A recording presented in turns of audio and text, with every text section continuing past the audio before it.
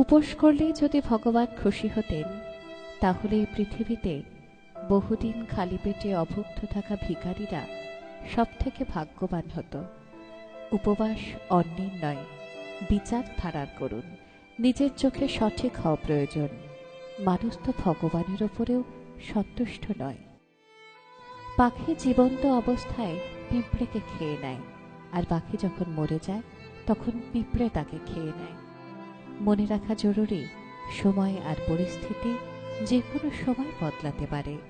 কখনো কাউকে অপমান করা উচিত নয়, কখনো কাউকে কমজোর ভাবা উচিত নয়। তুমি শক্তিশালী হতে পারো, কিন্তু সময় তোমার থেকেও বেশি শক্তিশালী। একটা গাছের থেকে লক্ষ দেশলাই কাঠি হতে পারে, কিন্তু একটা দেশলাই কাঠি লক্ষ গাছও জ্বালাতে পারে।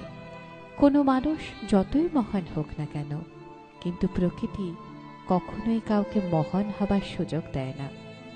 কোকিলকে কণ্ঠ দিয়েছে, কিন্তু রূপ কেড়ে নিয়েছে। রূপ দিল ময়ূরীকে, কিন্তু ইচ্ছা কেড়ে নিয়েছে। ইচ্ছা দিল মানুষকে, কিন্তু সন্তুষ্টি কেড়ে নিয়েছে। সন্তুষ্টি দিল সাধুকে, কিন্তু সংসার কেড়ে নিয়েছে। কখনোই নিজের উপর অহংকার করো না। তুমি তো সাধারণ মানুষ। ভগবান তোমার আর আমার মতো কত মানুষকে মাটি দিয়ে বানিয়ে মাটিতেই মিশিয়ে দিয়েছে। জীবনের কঠিন সত্য, যেটা আমরা বুঝতেই চাই না। মানুষ পৃথিবীতে তিনটে জিনিসের জন্য পরিশ্রম করে: নিজের নাম খ্যাত হোক, নিজের পরিধেয় বস্ত্র সুন্দর হোক, নিজের বাসস্থান সুন্দর হোক। কিন্তু মানুষ মারা যাবার পর ভগবান তার এই তিনটে জিনিসই সর্বপ্রথম বদল করে দেয়। তা হলো নাম, যা হয়ে যায় স্বর্গীয়; বস্ত্র, সাদা থান বা কফন; বাসস্থান, শ্মশান।